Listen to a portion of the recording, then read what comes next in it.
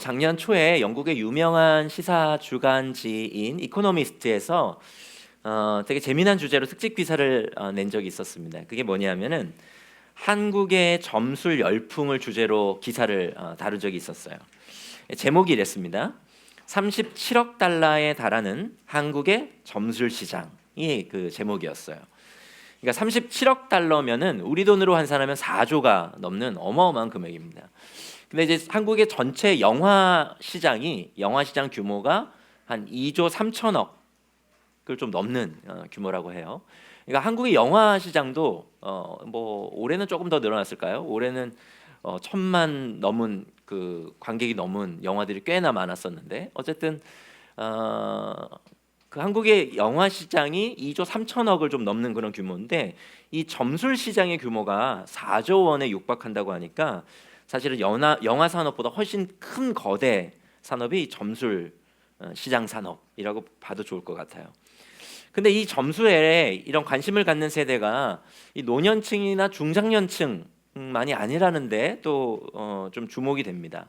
그러니까 뭐 우리 신문에 보면 오늘의 운세 이런 거 있잖아요. 여러분 한번 보신 적 있어요? 오늘의 운세 매일 아침 이렇게 보시는 분들 계실지 모르겠는데 이제 이런 점술에 관심 갖는 사람이 얼핏 생각하면은 나이가 좀 있으신 분들이 관심을 가질 것 같은데 이 젊은층도 요즘에 이 점술에 꽤나 관심을 갖고 있다는 설문 결과가 있었습니다.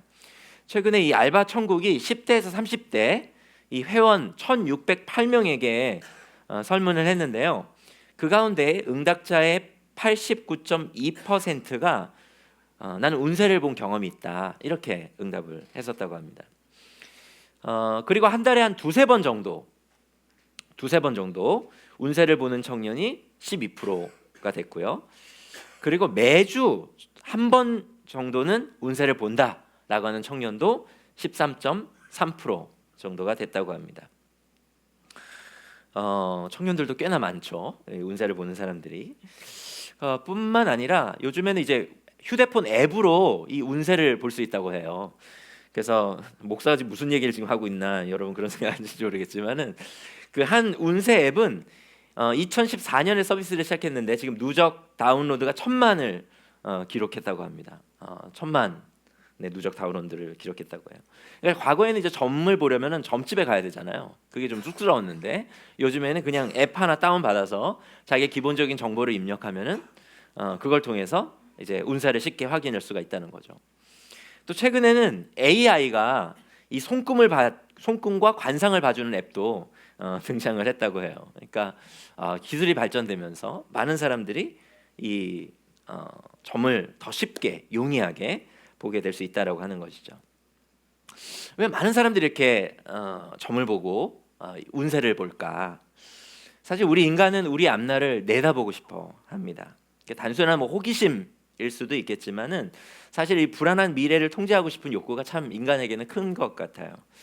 그래서 혹시라도 이 만약에 점이라든가 이 운세를 통해서라도 내가 잘못된 선택들을 좀 줄이고 내 앞에 닥쳐올 위험들을 좀 내가 잘 피할 수 있다면은 나의 미래가 좀 더 낫지 않을까라고 하는 이 막연한 기대 때문에 사람들은 점이나 운세에 관심을 갖는 것 같습니다. 그런데 우리 그리스도인들은 어떤지 모르겠어요. 하나님을 믿는 사람들, 이 그리스도인들도 사실 우리의 미래를 좀 알고 싶은 또는 이 우리의 미래까지 다 아시는 우리 하나님께서 나를 향한 하나님의 뜻과 계획들을 내가 좀 알 수만 있다면 나 역시 내 인생의 잘못된 선택들을 줄이고 잘못된 그래서 내 인생의 위험 요소들을 줄여서 내 인생을 성공적으로 잘 살 수 있지 않을까? 그런 기대를 가지고 하나님의 뜻에 대해서 궁금해하고 여러 중요한 선택의 기로에서 이 하나님의 뜻을 내가 잘 구별해낼 수 있는 어떤 비결 같은 것은 없을까? 이렇게 궁금해하는 사람들이 참 많은 것 같습니다. 과연 우리의 성공적 인생을 위해서 나의 미래까지도 다 아시는 이 하나님의 뜻을 구별해내는 그런 비결이 있을까요? 있다면 그것이 무엇일까요? 그런데 우리가 이 비결에 대해서 좀 나누기 전에 우리 안에 있는 이 하나님의 뜻을 분별하는 것에 대한 몇 가지 오해들을 좀 짚고 갈 필요가 있을 것 같습니다. 우리의 첫 번째 오해는요. 많은 사람들이 갖는 첫 번째 오해는 이런 오해예요. 우리의 성공적 인생의 비결은 결국 우리의 최선의 선택에 달렸다라고 생각하는 것입니다. 그래서 아까도 제가 얘기했지만, 그래서 많은 사람들은 이 최선의 선택을 위해서 하나님의 뜻을 묻고 구합니다. 근데 과연 우리의 인생이 성공하려면 최선의 선택을 우리가 잘 이렇게 누적해 가면 우리의 인생을 잘 성공할 수 있을까요? 물론 우리의 인생에서 만나는 여러 선택들을 우리가 최선으로 잘 해야 할 필요가 있습니다. 그건 중요한 일인 것 같아요. 왜냐하면은 실제로 그러한 선택들이 우리의 인생에 적지 않은 영향을 미치는 것이 사실이기 때문에 그렇습니다. 오늘 여러분들 최근에 여러분 어떤 중요한 선택들을 하셨나요? 아니면 또 앞두고 계십니까? 여러분의 인생을 한번 돌아보면 역시 우리가 선택한 여러 선택들로 말미암아 우리의 인생이 형성되었다라고 해도 사실 과언이 아닐 것입니다. 여러분들이 선택한 진로, 그렇죠? 여러분이 선택한 배우자, 그리고 여러분이 선택한 직장, 이런 어떤 선택 등으로 인해서 오늘의 여러분들의 사실 인생이 있는 것이죠. 그런데 이 말이 틀린 말은 아니지만, 그러나 여기에서 우리가 주의해야 할 것은 우리의 인생을 형성하는 데 있어서 우리가 하나님을 간과해서는 안 된다라고 하는 것이에요. 하나님을 간과해서는 안 됩니다. 그런 면에서 우리 그리스도인들의 인생은 우리가 누적한 최선의 선택들에 달린 것이 아닙니다. 아니에요. 때로는 우리가 잘못된 선택을 하기도 하고요. 많이 하죠. 심지어 그로 인해 우리의 인생이 망가지기도 하고 깨어지기도 하고 망쳐지기도 합니다. 그런데 그렇다 하더라도 우리의 실수와 우리의 잘못된 선택임에도 불구하고 우리의 하나님께서는 우리의 인생을 아름답게 빚어가실 수 있는 실력이 있으시기 때문에, 그것을 역전시키실 수 있기 때문에 사실 우리의 인생은 우리가 누적한 최선의 선택에 달린 것이 아니라고 하는 것입니다. 때문에 우리의 인생이 성공적이려면 우리가 긴장을 놓지 않고 여러 선택들을 최선으로 하는 것이 필요한 것이 아니라 우리의 실수 가득한 인생 가운데 하나님을 초대하는 것이 필요합니다. 한번 좀 따라해 보실까요? 우리 인생의 성공은 최선의 선택에 달린 것이 아니라 최고로 선하신 하나님께 달린 것이다. 그래서 제럴드 시치처라고 하는 사람은 그의 책 하나님의 뜻에서 이렇게 말했습니다. 하나님이 우리의 인생에 대해 품고 계신 뜻은 하나가 아니라 많다.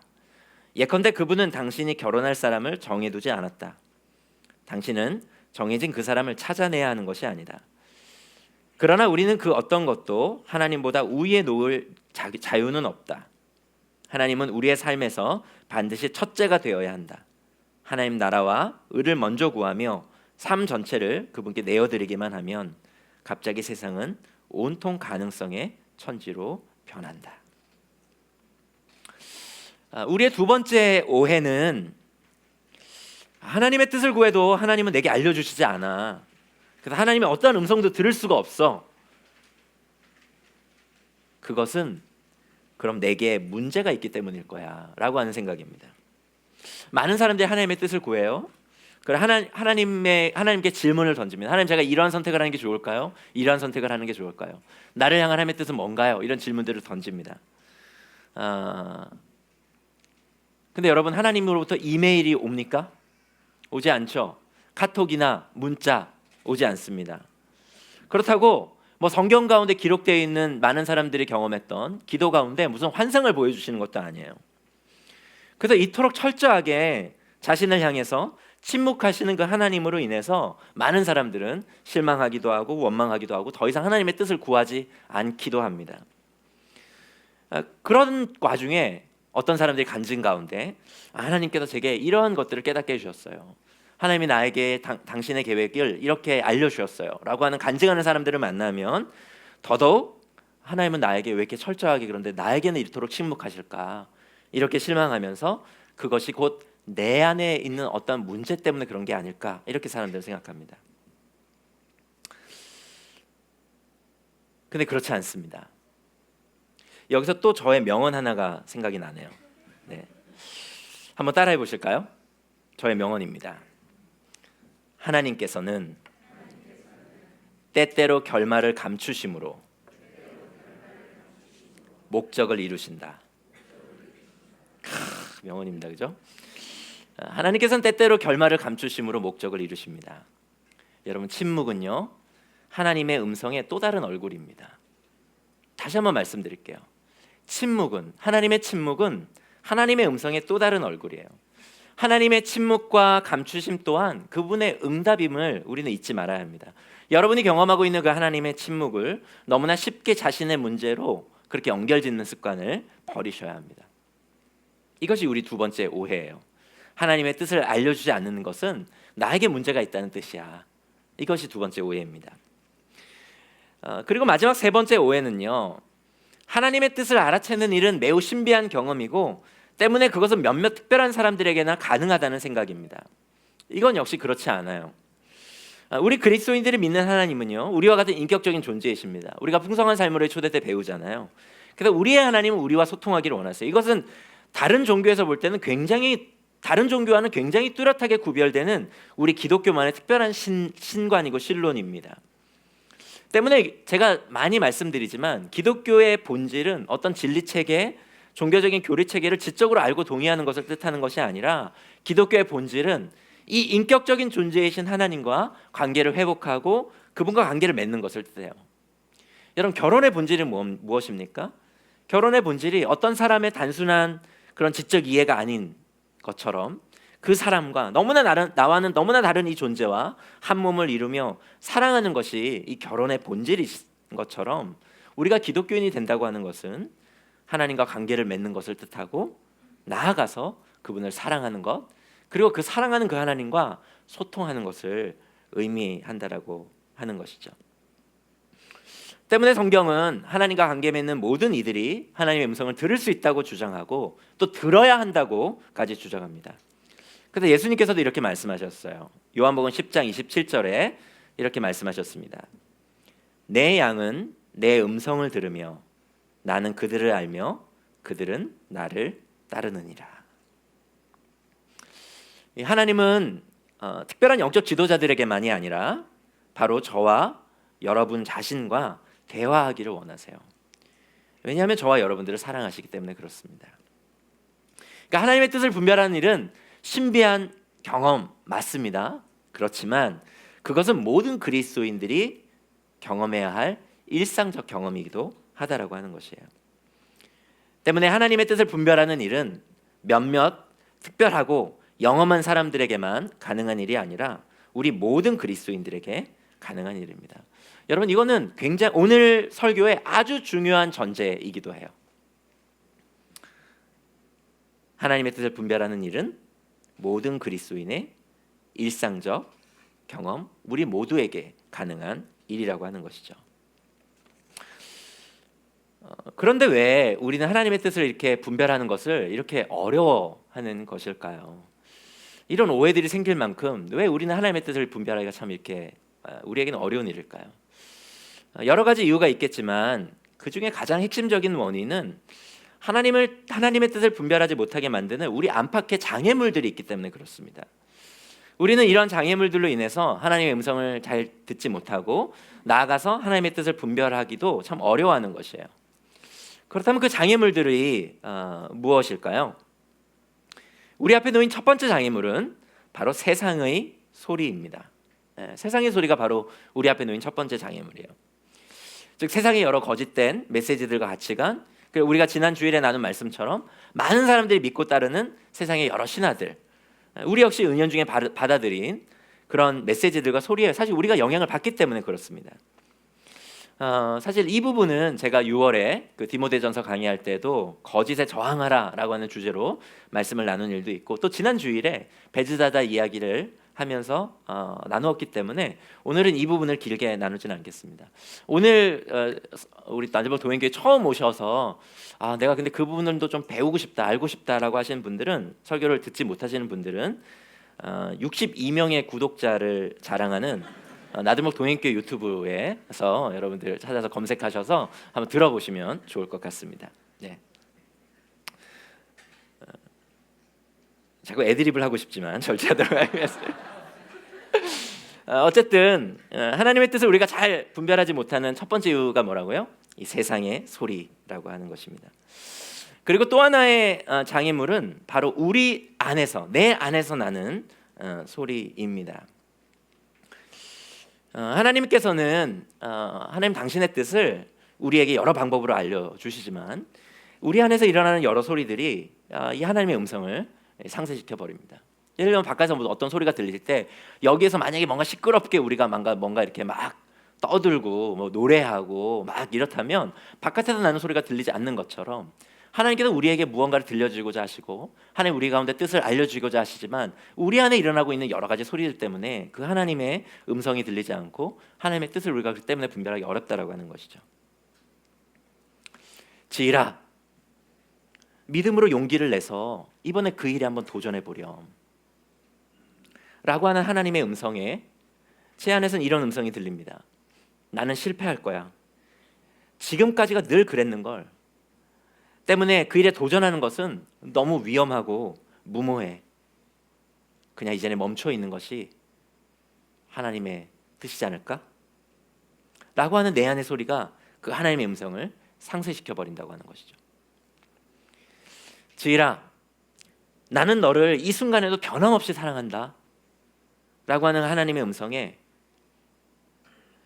왜 나는 이렇게 태어났을까? 이번에 나는 왜 또 시험에 떨어진 거지? 난 머리가 좋은 것도 아니고 그렇다고 사람들의 매력을 끌 만큼 잘생긴 외모도 갖지 못했는데 그래서 아무도 나를 사랑한다고 말해주지 않는데 나는 하나님의 실패작인 게 분명해. 하나님은 더 이상 나에게 관심을 갖지 않고 사랑하지 않는 것이 분명하지 않을까? 라고 하는 내 안의 소리가 하나님의 음성을 상쇄시켜 버리는 것이죠.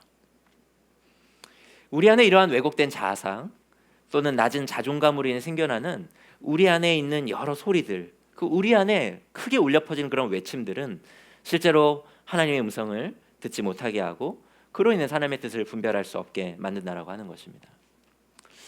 이뿐만이 아니라요, 우리는 여러 선입견과 고정관념을 갖고 있어요. 그리고 우리는 한계가 많은 존재입니다. 우리의 경험은 이제 막 제가 40을 간 넘었잖아요. 인생의 한 40년 정도를 사는 그런 경험에 불과하죠. 거기 동안 쌓은 그런 지식에 불과해요. 그런데 하나님은 무한하시잖아요. 하나님은 너무나 크시잖아요. 역사는 너무나 길고 하나님께 다스리신 세상은 너무나 크죠. 그렇기 때문에 한계가 많은 우리가 그 무한하신 그 하나님의 뜻을 이해하고 해석하는 데 있어서는 기본적으로 우리가 여러 가지 많은 제약을 받는 것이 분명하다라고 하는 것입니다. 이러한 우리의 존재적인 한계 때문에 우리는 하나님의 뜻을 온전히 이해하고 분별하는데 어려움을 갖는다라고 하는 것이에요. 우리가 얼마나 한계적인 존재인지를 깨닫게 하기 위해서 지난번에 굉장히 반응이 좋았던 그 퀴즈를 오늘도 제가 준비했습니다. 오늘은 듣기평가 문제입니다. 듣기평가 문제. 들려드리는 노래 가사가 뭔지를 한번 받아 적는 그런 퀴즈입니다. 3개의 문제니까요. 여러분 한번 여러분의 설교 안에다가 한번 받아 적기를 해보시길 바랍니다. 첫 번째 문제는요, 스트라토바리우스가 부른 Forever라고 하는 노래의 일부입니다. The winter of my life came so fast. Memories dull but to childhood. The winter of my life came so fast. Memories dull but to childhood. 네, 들으셨나요? 여러분들 영어 실력을 제가 믿었는데 한번 정답을 확인해 볼까요? 정답은 이렇습니다. 정답은 더 왼쪽으로 말아 김서방 맨 위에 단무지 조금이에요. 네, 한번 정답을 한번 보여주시겠어요? 다시 한번 들어볼까요? 정답은 The winter of my life came so fast. Memories dull but to childhood. The winter of my life came so fast.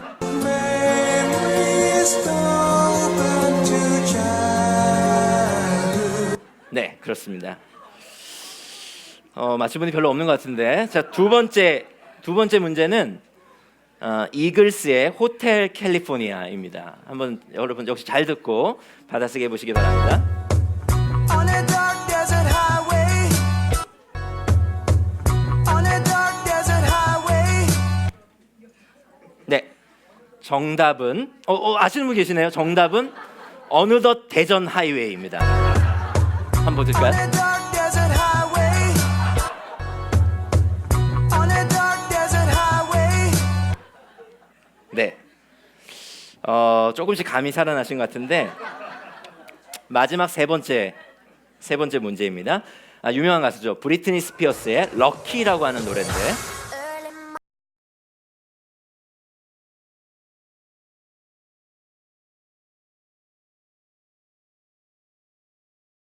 셨나요? 다시. 네.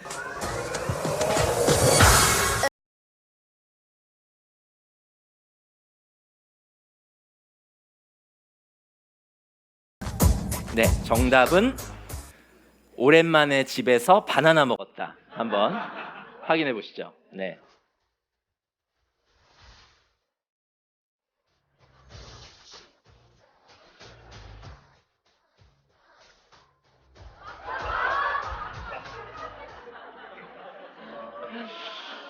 네, 여러분 그 몇 문제 맞추셨습니까? 사실 우리가 들은 이 노래들은요, 여러분 잘 아시는 것처럼 영어로 된 노래예요. 근데 우리가 들은 이 부분의 새 노래의 사실 가사는 이렇습니다.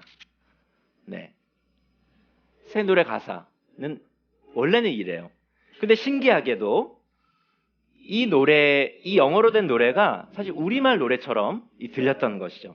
이와 같은 현상을 몬데그린 현상이라고 합니다. 몬데그린 현상. 이 몬데그린 현상은 왜 생기냐면은 우리의 뇌가 잘 알지 못하는 정보를 받아들일 때 자기가 잘 아는 정보로 해석하려고 하는 무의식 가운데 생기는 현상을 몬데그린 현상이라고 해요. 예. 이 몬데그린 현상으로 인해서 우리는 화자가 이야기하려는 의도와 뜻을 완전히 다르게 해석해 버리는 거죠. 그러니까 그 스트라토바리우스가 노래한 Forever는 김밥이나 단무지랑은 전혀 상관이 없이 겨울에 대한 이야기였고 자기 어릴 적 기억에 대한 이야기였죠. 그리고 브리트니 스피어스의 럭키도 바나나 먹은 얘기가 아니라 이른 아침 그녀가 일어나서 딱딱딱 문에 노크를 했다, 이런 가사였다라고 하는 것입니다. 그런데 우리의 뇌가 이 외국어를 너무 낯설어하기 때문에 우리가 갖고 있는 그런 말들로 그것을 해석하려고 한다라고 하는 것이에요. 여러분, 이와 같은 일들은 하나님과 우리 사이에서도 일어납니다. 화자이신 그 하나님, 무한하신 그 하나님, 광대하신 그 하나님이 가지고 계신 의도와 뜻이 한계 많은 청자인 우리에게 전달될 때 우리의 한계로 인해 때때로 그것이 왜곡되고 오해되어서 우리에게 해석되고 전달되는 것이죠. 그러면 이런 장애물들을 가진 우리는 도저히 하나님의 뜻을 분별할 수는 없는 것일까요? 당연히 그렇지 않습니다. 아까도 말씀드렸던 것처럼 하나님께서는 이런 장애물들을 가지고 한계를 가진 우리임에도 불구하고 우리와 소통하기를 원하시고 하나님의 뜻을 우리에게 알려주시기를 원하세요. 근데 이 장애물들에 대해서 제가 말씀드린 이유는 이 장애물들을 우리가 알고 모르고는 큰 차이가 있습니다. 우리가 하나님의 뜻을 왜곡할 수 있는 거구나. 내가 하나님의 뜻이라고 받아들인 것이 오류와 내가 잘못된 판단으로 그것들을 잘못 해석해낼 수 있는 가능성이 내게 있는 것이구나를 우리가 인지하고 하나님의 뜻을 겸손하게 분별할 필요가 있기 때문에 그 장애물들에 대해서 말씀드린 것입니다. 이러한 장애물과 한계를 가진 우리와 하나님께서는 소통하시길 원하시기 때문에 하나님은 우리가 하나님의 뜻을 잘 분별할 수 있도록 우리를 그냥 내버려 두지 않고 우리에게 4가지 선물들을 주셨습니다. 우리는 하나님께서 주신 이 4가지 선물들을 통해서 하나님의 뜻을 바르게 분별할 수 있어요. 첫 번째, 하나님께서 우리에게 주신 선물은 바로 성경입니다. 여러분 아마 예상하셨을 거예요. 우리가 하나님의 뜻을 바르게 분별할 수 있는 가장 안전하고 확실한 방법은 이 성경을 묵상하고 연구하는 것이에요. 또 성경을 통해 선포되어지는 말씀, 오늘 여러분들이 지금 하고 계신 것처럼 이렇게 하나님의 말씀이 잘 설명되어 있는 설교를 하나님의 말씀으로 잘 듣는 것, 그것 역시 중요한 일이죠. 그래서 시편 가운데 가장 긴 시편인 시편 119편 105절에서 시인은 이렇게 고백합니다. 주님의 말씀은 내 발의 등불이요 내 길에 빛입니다. 그러니까 오늘날 우리는 이렇게 어두운 길이나 빛이 하나도 없는 깜깜한 길을 갈 때는 이렇게 휴대폰에 이 손전등을 이렇게 켜거나 우리가 그 후레쉬를 켜잖아요, 그렇죠? 근데 이 시편이 쓰여질 당시에는 그런 손전등이 없었기 때문에 당시에는 이렇게 발목에다 찰 수 있는 그런 등불이 있었대요. 그래서 발목에다가 등불을 켜서 어두운 이렇게 밤길을 다녔다라고 합니다. 그러니까 시인은 그것을 생각한 거죠. 그리고 하나님의 말씀이 바로 그 내 발목에 매여 있는 그 등불처럼 나의 어두운 인생의 그 길을 밝히는 등불과도 같다, 이렇게 고백하고 있는 것입니다. 우리 디모데후서 3장 16절과 17절은 여러분들이 한번 읽어 보시겠어요? 디모데후서 3장 16절부터 17절 함께 읽겠습니다. 시작.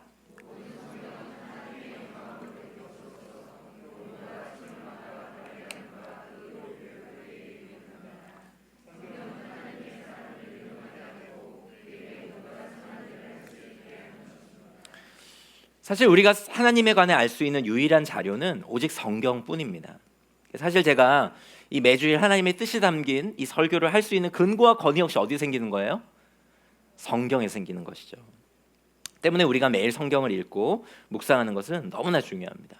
성경에서 우리가 누구와 결혼을 해야 하는지, 또는 A라는 직장을 가야 되는지, 아니면 그만둬야 하는지, B라는 직장으로 옮겨야 하는지, 성경 안에는 그런 것들이 알려져 있지 않지만, 성경은 그것을 우리에게 알려주진 않지만, 그러나 바른 결혼 생활은 무엇인지, 바른 결혼관은 무엇인지, 또는 우리가 이 땅 가운데 우리의 직업을 어떻게 바라봐야 하는지, 우리의 인생관은 어때야 되는지를 알려주는 놀라운 책이라고 하는 것이죠. 그래서 맥스 앤더슨은 이런 얘기를 했어요. 성경은 인생의 지도를 주지는 않지만 나침반을 주는 것만큼은 확실하다, 그런 얘기를 했습니다. 제가 어제는 우리 이제 헌신가족 팀들 이제 어제로 맞춰졌는데요. 이 네 분과 헌신가족 팀들 마지막 가정으로 이 전가족 여름 수련회가 진행되는 포천 베어스타운으로 1박 이제 MT를 다녀왔어요. 그래서 자정이 넘게 예배도 드리고 함께 이야기 나누면서 참 진하게 네 분과 사귀고 왔는데, 제가 다음 날 아침에 우리 그 묵상 나눔을 하면서 네 분께 좀 권면드린 거는 매일매일 그 성경을 묵상한 것들을 기록으로 누적해 가십시오. 하나님의 말씀을 조금씩 연구해 가면서 그렇게 누적해 가십시오. 그 누적된 하나님의 말씀은 맡겨진 영혼들을 먹이는 그런 소중한 양식들이 될 것이기 때문에 그것들을 소홀하게 여기지 마시고 조금씩 이렇게 쌓아가십시오. 제가 그렇게 권면했습니다.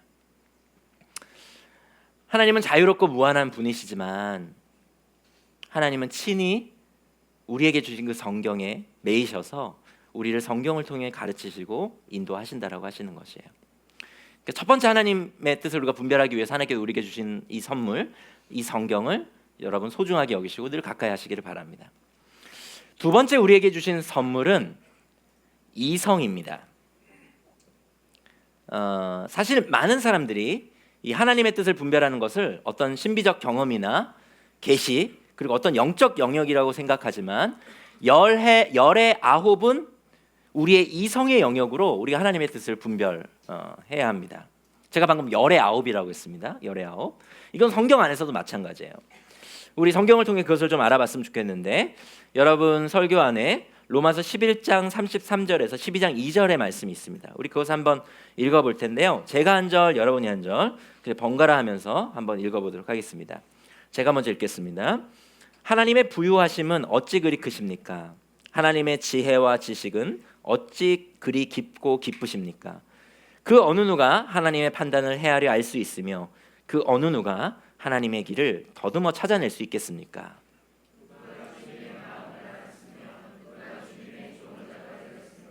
누가 먼저 무엇을 드렸기에 주님의 답례를 바라겠습니까? 만물이 그에게서 나고 그로 말미암아 있고 그를 위하여 있습니다. 그에게 영광이 세세에 있기를 빕니다. 아멘. 형제자매 여러분, 그러므로 나는 하나님의 자비하심을 힘입어 여러분에게 권합니다. 여러분의 몸을 하나님께서 기뻐하실 거룩한 산 제물로 드리십시오. 이것이 여러분이 드릴 합당한 예배입니다. 여러분은 이 시대의 풍조를 본받지 말고 마음을 새롭게 함으로 변화를 받아서 하나님의 선하시고 기뻐하시고 완전하신 뜻이 무엇인지를 분별하도록 하십시오. 이 로마서의 이 부분의 이 말씀은 사실 하나님의 뜻을 분별하는 데 있어서 좀 굉장히 중요한 그런 말씀이죠. 교과서적인 말씀입니다. 근데 여기에 분별과 함께 하나님의 그 뜻을 누가 알겠습니까? 이런 어떤 말들과 함께 마음이라고 하는 단어가 많이 반복돼서 나옵니다. 그러다 보니까 사실 우리가 하나님의 뜻을 분별하는 데 있어서 마음이 중요하구나. 그래서 사람들은 마음 안에 우리의 느낌을 하나님의 뜻을 분별하는 데 굉장히 많이 사용합니다. 그래서 많은 사람들은 하나님의 뜻을 분별할 때 어떤 주관적인 어떤 느낌이나 감동의 여부로 하나님의 뜻을 분별하는 경우가 참 많이 있습니다. 왜냐하면 우리는 마음하면 이 감정, 느낌과 이렇게 연관되어서 이렇게 이해하거든요. 그러니까 사실 우리가 나 마음이 상했어, 이 말은 무슨 마음이에요? 내 감정이 상했어, 이런 말입니다. 근데 사실 이 로마서를 쓰는데 사용된 언어인 이 그리스어, 이 헬라어의 용법은 사실 그렇지가 않아요. 이 헬라어의 이 용법은 나 마음이 상했어라고 하는 이 의미는 이 헬라어 용법으로는 나 잘 이해가 안 돼, 이런 뜻입니다. 그러니까 우리가 방금 읽었던 이 마음으로 번역되어 있는 이 단어가 헬라어로 누스라고 하는 단어인데, 이 누스는 감정보다는 이해와 이해력을 뜻할 때 사용되는 단어예요. 그래서 그 빌립보서 4장 7절에 이런 말씀이 있습니다. 이걸 보면 더 쉽게 이해가 되는데, 누스라고 하는 단어가 똑같이 사용되는 되었던 구절이거든요. 빌립보서 4장 7절을 제가 한번 읽어보겠습니다. 그리하면 모든 지각에 뛰어난 하나님의 평강이 그리스도 예수 안에서 너희 마음과 생각을 지키시리라. 이 누스가 사용된 단어가 지각이라고 하는 단어로 번역했어요, 빌립보서에서는. 그리고 누가복음 24장 45절에서도 그때 예수께서는 성경을 깨닫게 하시려고 그들의 마음을 열어주시고 라고 쓰여져 있는데, 여기서 마음으로 번역된 단어가 누스인데, 여기서 그들의 이 누스를 열어서 그들이 성경을 깨달았다 이야기하잖아요. 성경을 깨닫는 건 어디에서 일어나는 작용입니까? 어떤 반응이에요? 느낌이 아니죠. 그건 이성에서 일어나는 일입니다. 그래서 실제로 메시지라고 하는 성경에서는 이 구절을 예수께서는 계속해서 그들이 하나님의 말씀을 깨닫도록 이해력을 넓혀주시고 라고 이렇게 번역했습니다. 그러니까 마음이라고 하는 이 단어를 이해력으로 번역한 것이죠. 이뿐만이 아니라 이 성경 안에는요, 하나님께서 주신 이성을 통해서 하나님의 뜻을 분별한 여러 사례들이 사실은 우리에게 보여집니다. 그 대표적인 사례 중에 하나가 데살로니가전서 3장에 나오는데요. 데살로니가전서 3장 1절에 3절을 여러분들께서 한번 읽어주시겠어요? 한번 같이 읽겠습니다. 시작.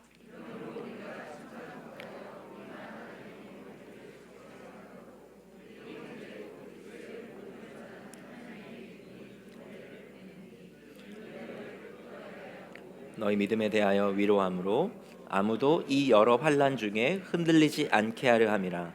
우리가 이것을 위하여 세움 받은 줄을 너희가 친히 알리라.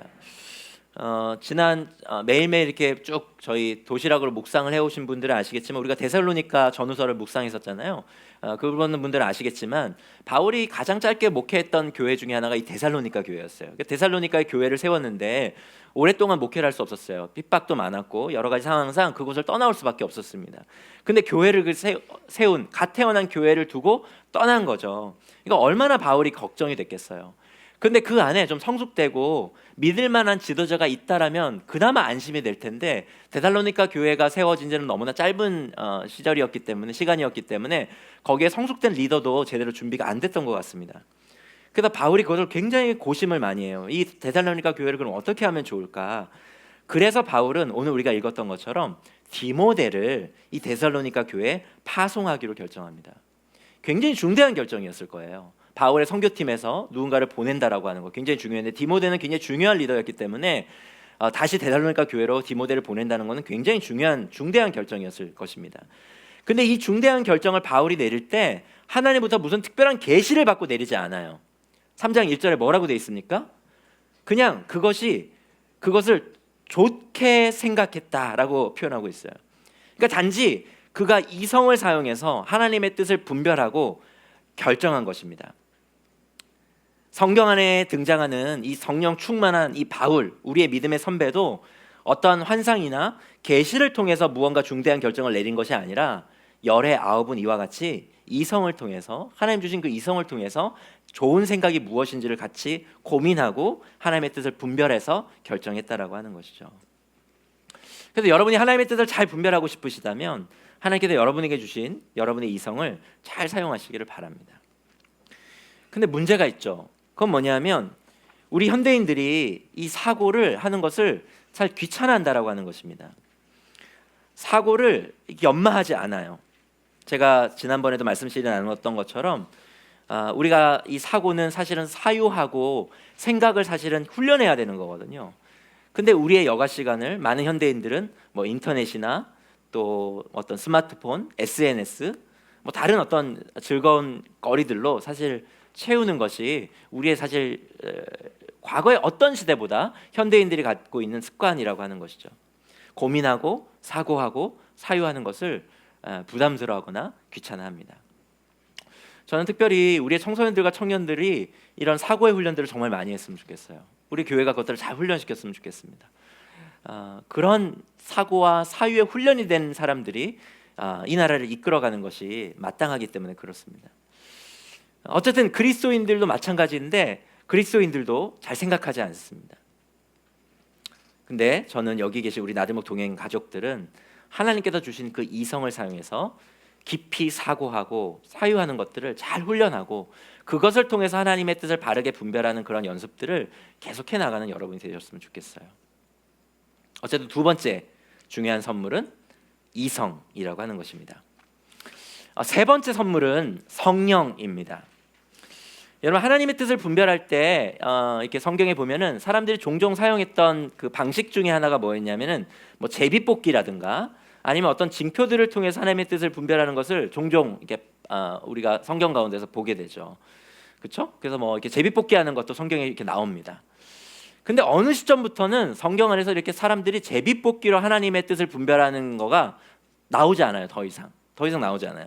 언제부터이죠? 신약에 성령께서 이 땅 가운데 오셔서 각 사람에게 임하신 이후, 그리스도인들 안에 그 성령께서 거하신 그 이후부터 이 제비뽑기라든가 이러한 방식으로 하나님의 뜻을 분별하는 일이 멈춰집니다. 그러니까 예수님께서 부활하셔서 하늘로 올라가시고 약속하신 대로 내가 나 대신 너희들에게 보혜사를 보낼 것이다. 즉 너희들 곁에서 보호하시고 은혜 주시고 가르치시는 나의 영, 하나님의 영이신 그 성령 하나님을 내가 너에게 보내주겠다. 이렇게 예수님께서 약속하셨거든요. 그 약속대로 오순절날 그 2000년 전 오순절날 성령 강림이 그 교회들에게, 그 지체들에게, 그리스도인들에게 임하게 되고, 그리고 그리스도인들 안에 이 성령님께서 거하기 시작하면서 그리스도인들은 더 이상 제비뽑기와 같은 방식으로 하나님의 뜻을 분별하지 않죠. 동일하게 우리도 우리 안에 계신 성령을 통하여 우리에게 주신 성경과 그리고 우리에게 주신 이성을 통해서 하나님의 뜻을 잘 분별해 갈 수가 있는 것입니다. 성령께서는 우리 곁에서 그것들을 도우시는 것이죠. 오늘 이 자리에서 여러분들이 그냥 하나님의 말씀을 듣는 거라고 생각하지만 저는 이 자리에도 성령께서 일하신다고 믿습니다. 여러분이 하나님의 말씀을 잘 이해할 수 있고 받아들일 수 있도록 성령께서 여러분 한 사람 한 사람 가운데 역사하고 계신 것이죠. 그런데 그렇다면 성령께서는 이 성경과 이성 외에 초자연적인 방법과 신비한 방법으로 더 이상 우리를 이끄시지는 않으실까요? 나들목 동행교회는 그런 성령의 초자연적인 역사하심, 인도하심 그것들을 받아들이지 않는 공동체인가? 이렇게 질문하시는 분이 계실지 모르겠습니다. 아니요, 절대 그렇지 않습니다. 성령은 당연히 성경과 이성 외에 초자연적인 방법, 신비한 방법, 영적인 기적적인 그런 방법으로 우리를 이끄시고 또 하나님의 뜻을 분별할 수 있도록 우리를 인도하시기도 하십니다. 그런데 그 빈도가 얼마 정도 되냐면 열에 한 번 정도라고요. 나머지 열의 아홉은 성경과 이성을 통해 우리가 분별해야 된다고 하십니다. 그럼 언제 성령께서 열에 한 번 그와 같은 방법들을 사용하실까?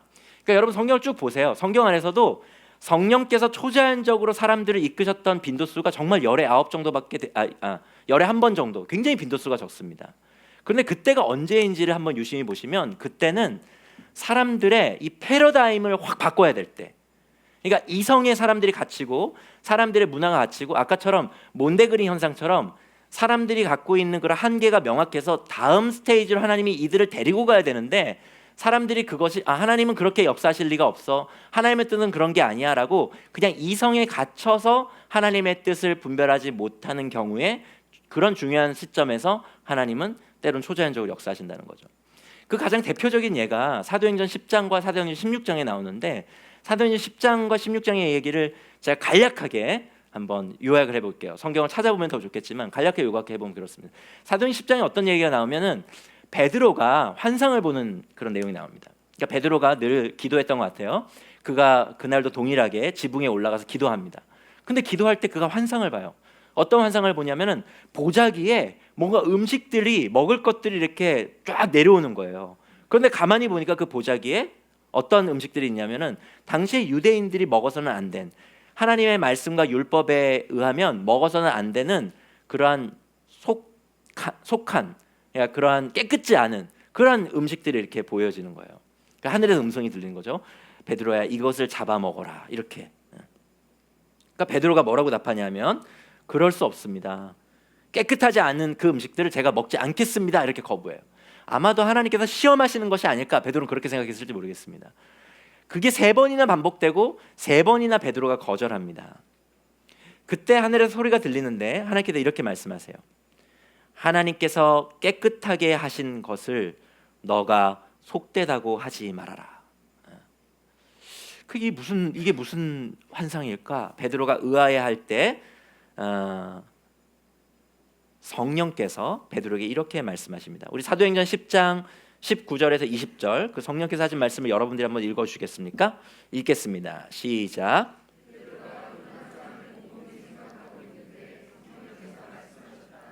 보아라, 세 사람이 너를 찾고 있다. 일어나서 내려가거라. 그들은 내가 보낸 사람들이니 의심하지 말고 함께 가거라. 그리고 누가 왔냐면 이방인 고넬료라고 하는 사람이 왔습니다. 이방인과 함께 교제하는 것, 이것들은 유대 율법에 의해서는 굉장히 터부시되는 일이었어요. 그런데 만약에 하나님께서 미리 알려주지 않았다면 베드로는 그 고넬료와의 교제를 거부했을 것이고 그 만남을 거부했을지 모르겠습니다. 그런데 이 환상으로 인해서 베드로가 이 이방인에게 하나님의, 예수님의 그 복음을 전하라고 하는 거구나 라고 그가 이해하게 되고, 그래서 그 고넬료에게 그가 복음을 전하고 그 고넬료가 세례를 받게 됩니다. 그래서 이방인 중에 예수를 믿는 자가 생기게 된 것이죠. 그리고 사도행전 10장 이후에 어떤 일이 일어나냐면, 유대인 기독교 공동체가 중심이 되었던 그 일에서 이제는 이방인 기독교 공동체, 그러니까 베드로를 중심으로 한 유대인 기독교 공동체에서 이제는 바울을 중심으로 한 이방인 기독교 공동체로 이 사도행전 10장 이후로 확 이 선교의 전환이, 그러니까 대상자가 바뀌는 패러다임 시프트가 확 일어나게 되는 것이죠. 사도행전 16장은 어떤 말씀이냐면은, 제가 예전에 우리가 그 인덕대가 무산됐을 때 여러분과 함께 나눴던 그런 말씀이었습니다. 그건 뭐냐면, 바울이 2차 전도 여행 중이었어요. 아시아, 특별히 에베소 지역 정도에서 복음을 전하려고 했습니다. 근데 하나님께서 계속 막으셨어요. 성령께서 막으셨다라고 성경은 기록하고 있어요. 어떻게 구체적으로 막으셨는지는 모르겠지만 막으시는 일이 계속 일어났어요.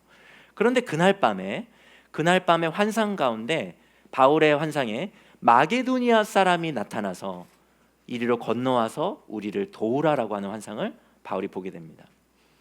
그리고 나서 바울이 막힌 길로 가는 것을 멈추고 열려진 길로 가게 되는데, 그게 유럽으로 그가 건너가게 돼요. 바울은 유럽으로 건너가서 복음을 전할 생각을 전혀 하지 않았습니다. 아시아 지역에서 충실하게 어쩌면 더 전하려고 했을지 모르겠어요. 그리고 나서 어떤 일이 일어났습니까? 유럽의 교회들이 세워지기 시작했죠. 그 환상을 통해서 빌립보, 데살로니가, 고린도, 이런 교회들이 그 유럽의 여러 교회들로 이렇게 세워지는 것을 보게 됩니다. 아까는 선교의 대상의 시프트 패러다임 시프트가 일어났다고 했죠. 지금 지역에, 그러니까 아시아에서 이제 유럽으로 확장되는 그 지역으로 이 선교의 지역이 확장되는 역사 속에서 성령은 초자연적인 그런 나타나심을 통하여 하나님의 뜻을 분별하게 하신다라고 하는 거죠. 이렇게 성령의 초자연적이고 신비한 그런 역사와 인도하심을 통해서 기독교 역사에 이런 패러다임이 바뀌고, 이 복음이, 하나님의 복음이 전 세계로, 그리고 또 다른 영역으로 이렇게 확장되어져 가는 것을 보게 됩니다. 기독교 신앙은요, 비이성적이고 반지성적인 신앙이 아니에요. 아까 제가 성령보다 감히 성령 하나님보다 이성을 두 번째 선물이라고 앞세웠던 것을 여러분 그 의도를 파악하셨으면 좋겠습니다. 기독교 신앙은 비이성적이고 반지성적인 신앙이 아니라 오히려 이성과 지성을 매우 중요하게 여기는 신앙이 바로 우리 기독교 신앙이에요. 하지만 기독교 신앙은 이성과 지성에 결코 갇혀 있지 않습니다. 우리를 이끄시는 성령께서는 때때로 이와 같이 우리의 이성과 지성을 넘어서게 하신다라고 하시는 것이에요. 하나님의 뜻을 분별하도록 우리를 이끄시는 성령님은 우리에게 주신 소중한 세 번째 선물입니다. 그리고 우리에게 주신 마지막 네 번째 선물이 바로 공동체입니다. 여러분, 오늘날 그 자신의 인생에서 중요한 선택은 오롯이 자기 자신 개인의 몫처럼 보여요. 예전에는 이렇게 배우자를 선택할 때요, 그 당사자가 선택하지 않았어요. 그렇죠? 집안의 선택이었습니다. 공동체적 선택이었어요. 근데 오늘날은 그렇지 않죠. 오늘날은 자기의 배우자를 자기의 선택으로, 자기의 선택의 영역으로 여깁니다. 이런 문화 속에서 우리가 자라나다 보니까 하나님의 뜻을 분별하는 것도 우리 개인의 몫으로 사람들은 많이 생각합니다. 그것이 우리 자신의 문제일지라도 우리는 우리와 함께한 이 공동체를 이룬 사람들을 우리의 중요한 결정에 초대해야 해요. 그 리차드 포스터가 영적 훈련과 성장이라는 책에서 이렇게 얘기했어요. 어쩌면 개인적 인도하심을 구하는 경향은 서구 개인주의의 산물인지도 모른다. 하나님의 백성이 언제나 그래왔던 것은 아니다. 이렇게 얘기를 했어요. 그러니까 리차드 포스터도 얘기하는 거죠. 인도하심을 구할 때 개인적으로 사람들이 그 인도하심을 구하는데 그것은 서구 개인주의의 산물일 가능성이 매우 높다. 이렇게 얘기하는 거죠. 우리에게 하나님의 뜻을 분별할 수 있도록 주어진 첫 번째 선물, 성경 역시 사실 대부분 개인이 아니라 공동체를 향해 주어졌습니다. 그러니까 우리는 이 하나님의 뜻을 성경을 가지고 분별할 때에도 역시 공동체적으로 분별하는 것을 지속적으로 연습해 가야 하는 것이죠. 눈치채신 분이 계실지 모르겠지만 저희가 김영근 목사님 때부터 삶으로 말씀 읽기를 이제 여러 번 설교안에 드리잖아요. 근데 맨 마지막 질문은 늘 공동체적인 질문을 던지셨어요. 김영근 목사님도 그랬고 저도 그렇습니다. 왜 그렇습니까? 이렇게 공동체적으로 그 말씀을 함께 분별하고 살아내는 것이 그만큼 중요하기 때문에 그렇습니다.